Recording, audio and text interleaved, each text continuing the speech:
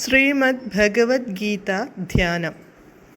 നാരായണം നമസ്കൃത്യ നരം ചൈവ നരോത്തമം ദേവീം സരസ്വതീം വ്യാസം തതോ ജയമുദീരയേത്. നഷ്ടപ്രായേഷു ഭദ്രേഷു നിത്യം ഭാഗവത സേവയാ ഭഗവതേ ഉത്തമശ്ലോകേ ഭക്തിർഭവതി നൈഷ്ടകീ. മൂകം കരോതി വാചാലം പങ്കും ലംഘയതേ ഗിരിം യത്കൃപാതമഹം വന്ദേ പരമാനന്ദമാധവം. ശ്രീഗുരും ദീനതാരിണം ശ്രീചൈതന്യമീശ്വരം. ഓം അജ്ഞാനതിമിരാന്ധസ്യ ജ്ഞാനാഞ്ജനശലാകയാ ചക്ഷുരുന്മീലിതം യേന തസ്മൈ ശ്രീഗുരവേ നമഃ. നമഃ ഓം വിഷ്ണുപാദായ കൃഷ്ണപ്രേഷ്ഠായ ഭൂതലേ ശ്രീമദേ ഭക്തിവേദാന്ത സ്വാമിന്നിധി നാമിനേ. നമസ്തേ സാരസ്വതേ ദേവേ ഗൗരവാണി പ്രചാരിണേ നിർവിശേഷ ശൂന്യവാദി പാശ്ചാത്യദേശതാരിണേ. ജയ ശ്രീകൃഷ്ണ ചൈതന്യ പ്രഭു നിത്യാനന്ദ ശ്രീ അദ്വൈത ഗദാധര ശ്രീവാസാദി ഗൗരഭക്തവൃന്ദ. ഹരേ കൃഷ്ണ കൃഷ്ണ കൃഷ്ണ ഹരേ ഹരേ, ഹരേ രാമ രാമ രാമ ഹരേ ഹരേ. ഹരേ കൃഷ്ണ കൃഷ്ണ കൃഷ്ണ ഹരേ ഹരേ, ഹരേ രാമ രാമ രാമ ഹരേ ഹരേ. ഹരേ കൃഷ്ണ കൃഷ്ണ കൃഷ്ണ ഹരേ ഹരേ, ഹരേ രാമ രാമ രാമ ഹരേ ഹരേ. ഭഗവത്ഗീത യഥാരൂപം. അധ്യായം 10. വിഭൂതിയോഗം. ശ്ലോകം 3, പേജ് നമ്പർ 528. യോ മാമജമനാദിം ച വേത്തി ലോകമഹേശ്വരം അസമ്മൂഢസമർത്യേഷു സർവപാപൈഃ പ്രമുച്യതി. പദാനുപദം. യഹ യാതൊരുവൻ, മാം എന്നെ, അജം അജ ജനനരഹിതനായും, അനാദിം ച അനാദിയായും തുടക്കമില്ലാത്തവനായും, ലോകമഹേശ്വരം ലോകങ്ങളുടെ മഹേശ്വരനായും, വേത്തി അറിയുന്നു, സഹ അവൻ, മർത്യേഷു മർത്യരിൽ, അസമ്മൂഢഃ അസമ്മൂഢ മോഹരഹിതനായിട്ട്, സർവപാപൈഃ സർവപാപങ്ങളിൽ നിന്നും, പ്രമുച്യതേ പ്രമുക്തനായിത്തീരുന്നു. വിവർത്തനം. ജനനമില്ലാത്തവനും തുടക്കമില്ലാത്തവനും സർവലോകേശ്വരനുമാണ് ഞാനെന്നറിയുന്നവൻ മാത്രം വ്യാമോഹം തീർന്ന് പാപമുക്തനാകുന്നു. ഭാവാർത്ഥം. 7-ാം അധ്യായത്തിൽ പറയുന്നുണ്ട് 7.3 മനുഷ്യാണാം സഹസ്രേഷു കശ്ചിദയതി സിദ്ധയേ എന്ന്. അങ്ങനെ ആത്മസാക്ഷാത്കാരത്തിൻ്റെ തലത്തിലേക്കുയരാൻ ശ്രമിക്കുന്നവർ സാമാന്യരല്ല. ആത്മസാക്ഷാത്കാരത്തെക്കുറിച്ച് അറിഞ്ഞുകൂടാത്ത കോടാനുകോടി ജനങ്ങളെക്കാൾ സമുത്കൃഷ്ടരാണവർ. എന്നാൽ തങ്ങളുടെ ആധ്യാത്മിക സ്ഥിതിയെ മനസ്സിലാക്കാൻ പ്രയത്നിക്കുന്ന അക്കൂട്ടരിൽ വച്ച് പരമപുരുഷനും ജനനമില്ലാത്തവനും സർവേശ്വരനും എന്ന നിലയിൽ കൃഷ്ണനെ കാണാൻ കഴിയുന്ന വ്യക്തിയാണ് ആത്മസാക്ഷാത്കാര യത്നത്തിൽ വിജയിച്ച ആൾ.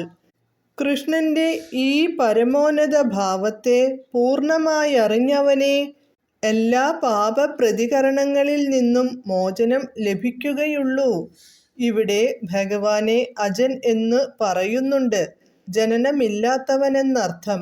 2-ാം അധ്യായത്തിൽ അജനെന്ന് നിർവചിക്കപ്പെട്ട ജീവാത്മാക്കളിൽ നിന്ന് ഭഗവാൻ വ്യത്യസ്തനാണ്. ഭൗതികമായ കെട്ടുപാടുകളാൽ ജനിക്കുകയും മരിക്കുകയും ചെയ്തു പോരുന്ന ജീവസത്തകളിൽ നിന്ന് ഭിന്നനാണ് ഭഗവാൻ. ബദ്ധരായ ജീവാത്മാക്കൾ ശരീരങ്ങൾ മാറി മാറി എടുക്കുന്നു. ഭഗവാന്റെ ശരീരമാകട്ടെ മാറ്റമില്ലാത്തതാണ്. ഈ ഭൗതിക ലോകത്തിൽ അവതരിക്കുമ്പോൾ പോലും അദ്ദേഹം അജനായി തന്നെയിരിക്കും. അതുകൊണ്ടാണ് ഭഗവാൻ അധമമായ ഭൗതിക ശക്തിക്കധീനനല്ലെന്നും തൻ്റെ അന്തരംഗ ശക്തിയാൽ സദാ ഉത്കൃഷ്ട ശക്തിയിലാണെന്നും 4-ാം അധ്യായത്തിൽ പറഞ്ഞിട്ടുള്ളത്. വേത്തി ലോക മഹേശ്വരം എന്നീ വാക്കുകൾ സൂചിപ്പിക്കുന്നതിതാണ്. പ്രപഞ്ചത്തിലെ സർവഗ്രഹവ്യൂഹങ്ങൾക്കും പരമാധികാരി ശ്രീകൃഷ്ണ ഭഗവാൻ തന്നെയാണ്. സൃഷ്ടിക്ക് മുമ്പ് അദ്ദേഹം ഉണ്ടായിരുന്നു. സ്വസൃഷ്ടികളിൽ നിന്നും വ്യത്യസ്തനുമാണദ്ദേഹം. ഭൗതിക ലോകത്തിലെ സൃഷ്ടികളാണ് എല്ലാ ദേവഗണങ്ങളും. കൃഷ്ണനെ സംബന്ധിച്ചാകട്ടെ അദ്ദേഹത്തെ സൃഷ്ടിച്ചതായി കേട്ടിട്ടില്ല. ബ്രഹ്മാവ്, ശിവൻ, മറ്റു ദേവന്മാർ എന്നിവരുടെയും സ്രഷ്ടാവാകയാൽ അവിടുന്ന് എല്ലാ ഗ്രഹങ്ങളുടെയും പരമാധികാരിയാണ്. ശ്രീകൃഷ്ണൻ സൃഷ്ടിജാലങ്ങളിൽ നിന്ന് വിഭിന്നനാണെന്ന് അറിയുന്നവർക്ക് വേഗത്തിൽ പാപഫലങ്ങളിൽ നിന്നെല്ലാം മോചനം കിട്ടും. ഭഗവാനെ അറിയണമെങ്കിൽ ഒരാൾ പാപകർമ്മ മോചിതനായിരിക്കണം. ഭഗവത്ഗീതയിൽ പ്രസ്താവിച്ച പ്രകാരം ഭക്തിപൂർവം ചെയ്യുന്ന സേവനം കൊണ്ട് മാത്രമേ അദ്ദേഹത്തെ അറിയാൻ കഴിയുകയുള്ളൂ. മറ്റ് വഴികളിലൂടെ അത് സാധ്യമല്ല. കൃഷ്ണനെ ഒരു മനുഷ്യനെന്ന നിലയിൽ കാണാൻ ശ്രമിച്ചുകൂടാ. മുമ്പ് പറഞ്ഞതുപോലെ അദ്ദേഹം ഒരു മനുഷ്യനാണെന്ന് ഒരു ഭോഷൻ മാത്രമേ വിചാരിക്കുകയുള്ളൂ. മൂഢനല്ലാത്ത ഭഗവാന്റെ സ്വാഭാവികാവസ്ഥ മനസ്സിലാക്കാൻ കഴിവുള്ള ഒരാൾ എല്ലാ പാപപ്രതികരണങ്ങളിൽ നിന്നും വിമുക്തനായിരിക്കും. കൃഷ്ണൻ ദേവകീപുത്രനാണല്ലോ. എങ്ങനെ അദ്ദേഹം അജനാവും? ഭാഗവതം ഈ ചോദ്യത്തിന് ഉത്തരം നൽകുന്നുണ്ട്. അതുതന്നെ മറ്റൊരു തരത്തിൽ ഇവിടെ വീണ്ടും പറയുന്നുണ്ട്. ദേവകി വസുദേവന്മാർക്ക് പ്രത്യക്ഷനായപ്പോൾ കൃഷ്ണൻ ഒരു സാധാരണ ശിശുവായല്ല ജനിച്ചത്. തൻ്റെ ആദിമരൂപത്തിലായിരുന്നു ഭഗവാൻ അവർക്ക് പ്രത്യക്ഷീഭവിച്ചത്. പിന്നീട് സാധാരണമായ ശിശുരൂപം കൈക്കൊള്ളുകയാണ് ചെയ്തത്. ഭഗവൻ നിർദ്ദേശപ്രകാരം ചെയ്യപ്പെടുന്നതെന്തും ആധ്യാത്മികമാണ്.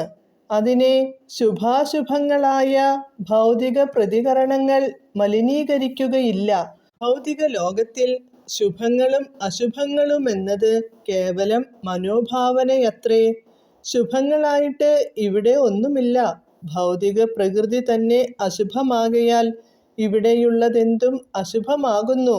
നമ്മൾ അതെല്ലാം ശുഭങ്ങളാണെന്ന് കൽപ്പിക്കുന്നുവെന്നു മാത്രം.